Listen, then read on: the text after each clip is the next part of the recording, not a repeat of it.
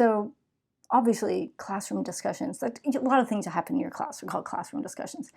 I'm going to talk about classroom discussions with regard to the particular set of multiple choice questions you're going to engage with next.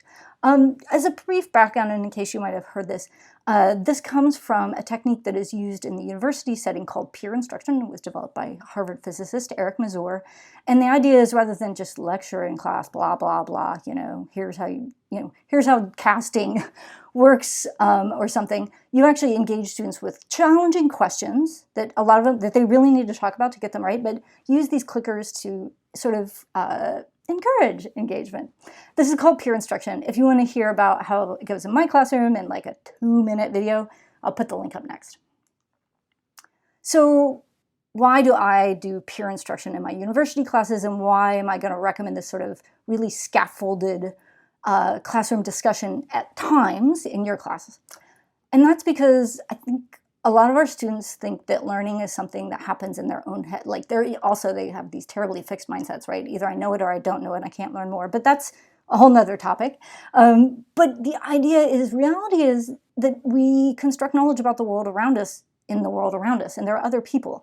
And that talking with other people really helps build our understanding, and our understanding is really about the way we use particular things with other people. This is also known in computer science as rubber duck debugging. Well, it's a way you can also apply constructivism, which basically says if you explain it to something else, it's easier. I'll get there. I got a great video on it, more in Teacher Power Up, but rubber duck debugging, it's a thing in computer science. So these particular kind of scaffolded classroom discussions, what do they look like?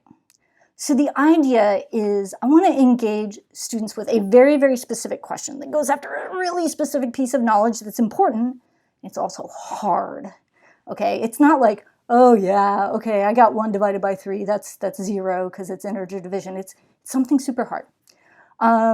And so hard for me that like in my classes, because I ask students to think about it and commit first, oh yeah, everyone commits an answer. I only want about 20 or 30% of them to get it right. Now, it needs to be something they can kind of get there by discussing with other people. So if you remember the zone of proximal development, yeah, kind of like that. But the next thing we want to have students do is be in groups, 2, 3. You can decide what the right number is for your situation. But we want them to discuss the question and verbalize their analysis. I use multiple choice questions so they have specific answers to talk about, like, oh, I thought B was right because blah, blah, blah, blah, blah. Oh, I thought A was right because blah, blah, blah, blah, blah, blah. And if possible, maybe you want to have students vote again after their discussion to see if they change their answer. But then, of course, the really important part is sharing out at the end, to have the students share their analysis with the whole classroom so that people can learn better analysis skills. Maybe the people you happen to talk to don't have great language skills for doing that. You can hear that from other people. So you go like, Maria, tell us, can you give us an explanation? Why might somebody think it's B?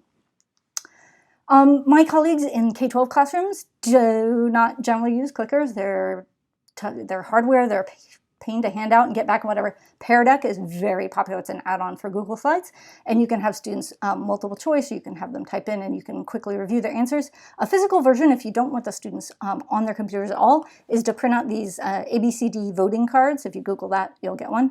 And then you fold them into quarters and students use the same one all term, and you can have them vote by holding their numbers up here. They can kind of see what other people do, and that's intimidating sometimes, but might work for you. I like both of these. I like any form of forcing students to commit to an answer because it encourages engagement. And the reality is, if I'm about to discuss it with somebody, like, do I really need to think about it first on my own? Yeah, you do.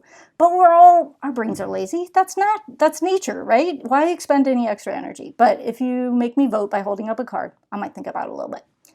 The other thing is if you can use something like Pear Deck to get a visual vote of a count, and you do a vote of your individual guess and then a vote of your group guess, you will usually have more students move toward the right answer at the end. And this shows growth mindset. It shows that we don't all just know computer science, but we can learn it.